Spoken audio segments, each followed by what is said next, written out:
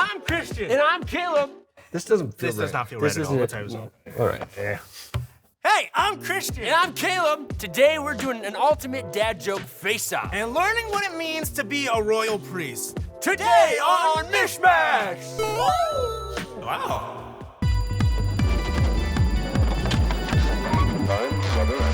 It's time to die in the niche.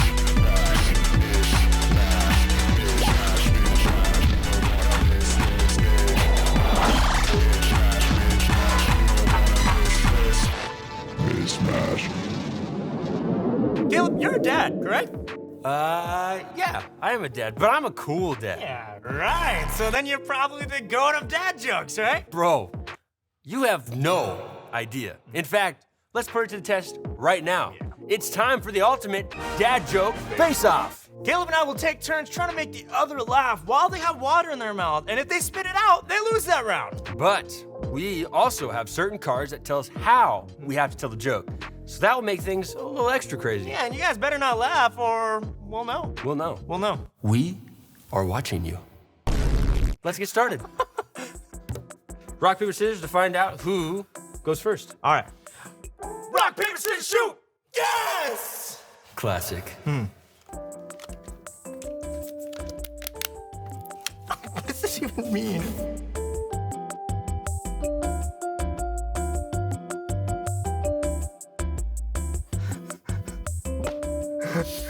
Caleb, what's cooler than a talking dog? A spelling bee. Are you okay, man? I don't know how to be a motivational speaker.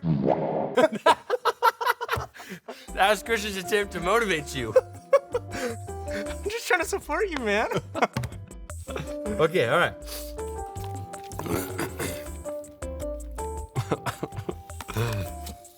Good day, mate. What does a baby computer call a father? Data.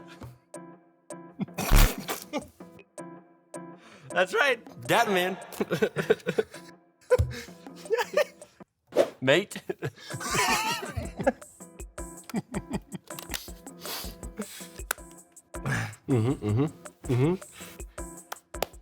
Caleb. How does the moon cut its hair? Eclipse it. Where is she? All right, what do we got? All right, Kristian. Let me restart here. Why were the students selling you stuff?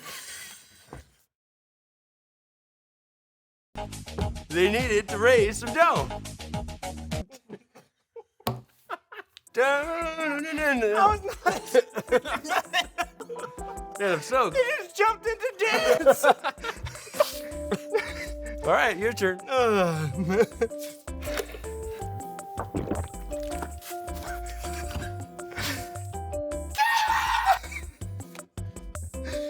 does this mean? What it's called? She goes undercover. Unacceptable. You go ahead. Good effort. I wasn't a big fan of that one.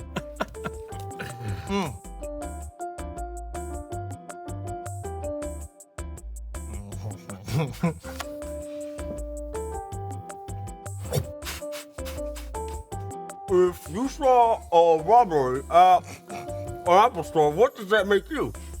An eyewitness? Man, you just can't keep it together. I can't help it. It's making the situation makes me laugh.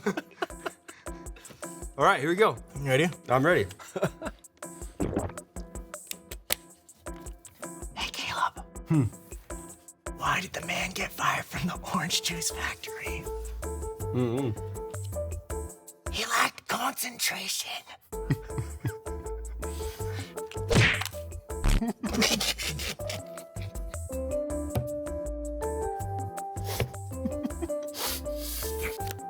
All right. Okay. Kristian, how many tickles does it take to make an octopus laugh? 10 tickles. Tentacles. Tentacles. Tentacles.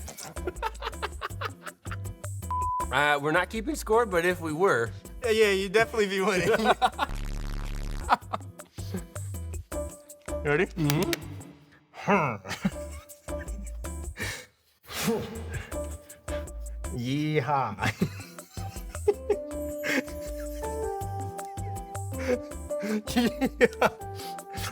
I thought about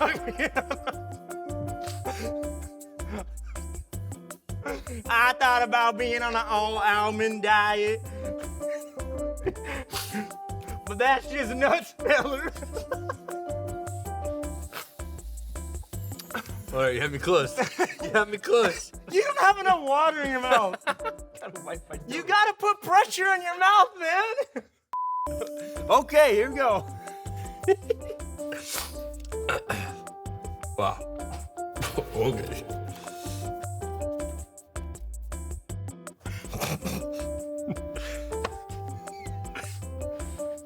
The rotation of the earth really makes my day.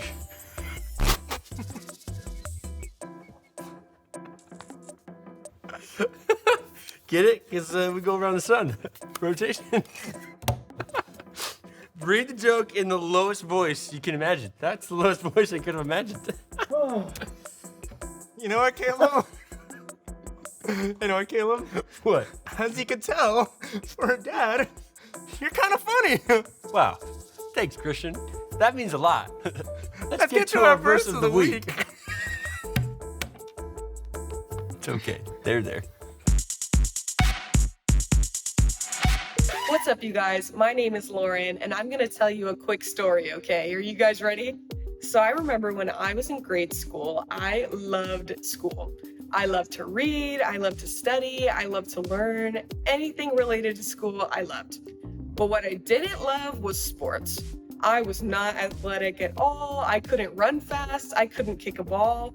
But I remember it was the cool thing at our school to love sports. And I just didn't really love sports. And there was one time at recess, we were playing this game called Capture the Flag. And that just means there's two teams who are trying to take the other team's flag and bring it back to their own side. And of course, you're gonna want somebody on your team who's super fast and super athletic and can help you win. And so there were two team captains, and they got to pick whoever they wanted on their team. And one by one, they started picking people for their team. And I remember I was the last person left. I didn't get chosen. Have you ever been there? Where somebody didn't choose you or you got chosen last? It's not a good feeling, right? But there's a verse in the Bible that tells us a little bit more about that. The verse is Galatians 3:29. It says, "And if you belong to Christ, then you are Abraham's seed, heirs according to the promise." And I know that verse is a little wordy and a little hard to understand, but I'm going to explain it a little bit more right now. That first part says if we belong to Christ, which just means that if we decide to follow Jesus with our lives, if we decide to trust Jesus and become a Christian, then we belong to Jesus. That means when we put our faith in him, he always chooses us, no matter what. And that means that we are heirs according to the promise. And what an heir means is someone who's related to a king. And Jesus is our king when we decide to follow him, right? He's the king above all kings. And that means that we receive things just because we know Jesus. We are always chosen by Jesus no matter what. No matter where we've come from, no matter what we've been through, no matter who we are, no matter what we've done, Jesus always chooses us because we're his children. And that means we have a responsibility to start and show the rest of the world who Jesus is. And I remember that time because I hated the feeling of not being chosen. It really stings, but I remember I grew to love volleyball and love sports, and I actually played in college. But that wasn't the best part of this. The best part was that no matter what, Jesus always chooses me. And that's the best feeling in the world and the best decision we could ever make. So let's go ahead and read that verse again and talk about it.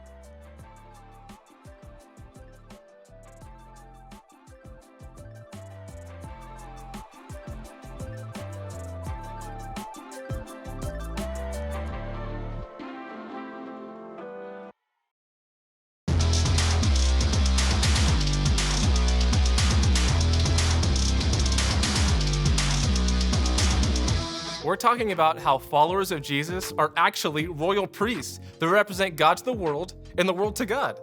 Now, to help us understand this whole royal priest concept better and how it applies to the whole story of the Bible, let's watch a video from our friends at the Bible Project.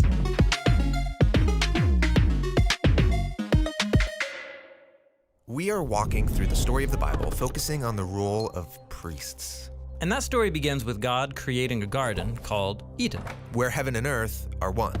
And God places humans in the garden to be his royal image, his priests, so that humans and God can work together as one. And this whole setup is called God's blessing. But tragically, the priestly humans are duped into rebelling against God and then exiled from the garden. But God promises that one day a descendant will come to defeat that evil deceiver and restore humanity as royal priests. And we learn he'll be both a priest and a sacrifice. But as it stands, humanity is outside of Eden, and things have spiraled into chaotic violence. But God chooses from the wreckage a couple, Abraham and Sarah.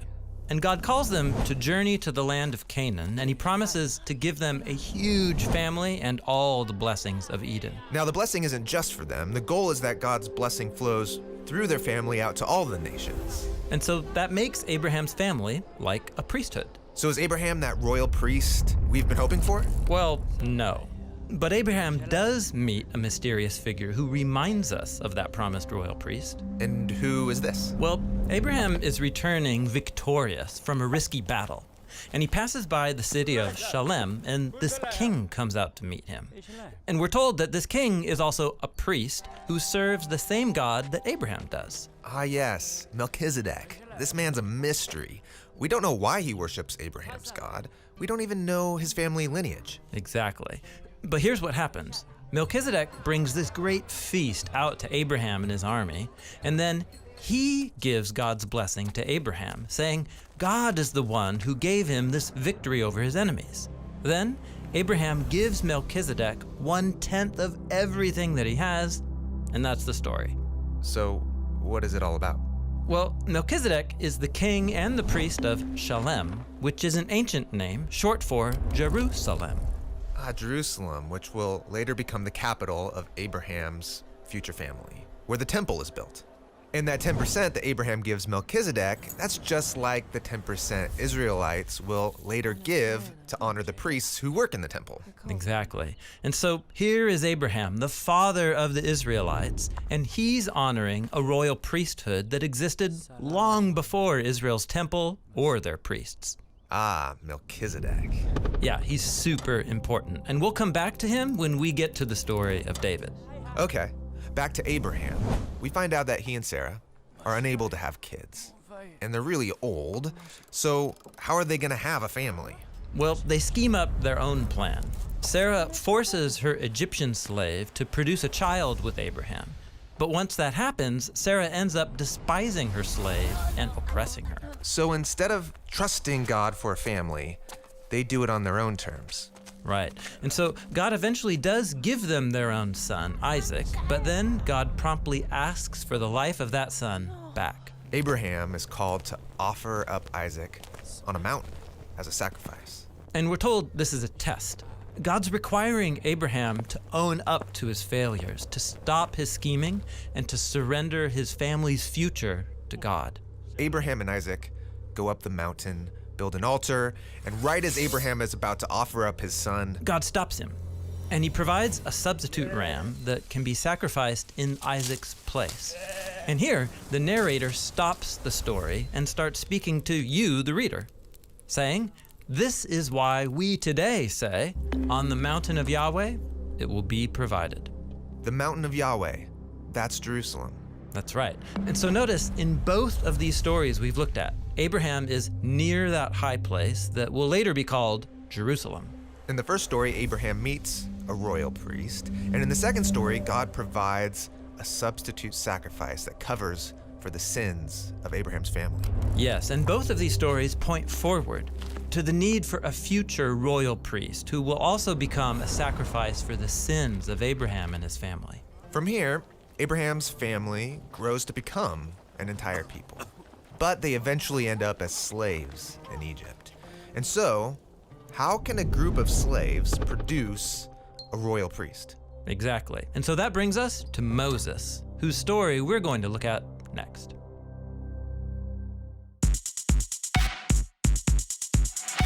So, next week, we get to follow the story of Moses. Now, even if you didn't understand all that good info from our friends at the Bible Project, understand this. If you follow Jesus, you have a powerful identity as God's kid. Because you are God's kid, you are royalty, for real life. And with great royal power comes great royal responsibility. You are also a priest for our God. Now that means God has chosen you to represent Him to the people around you. So first, recognize how much God loves you and has chosen you. Second, recognize how much God loves other people too. And third, be the royal priest our God designed you to be and share His love to others. Tell others about Jesus, the royal high priest, and keep representing God's love and truth to others. Remember, if you follow Jesus, you are chosen.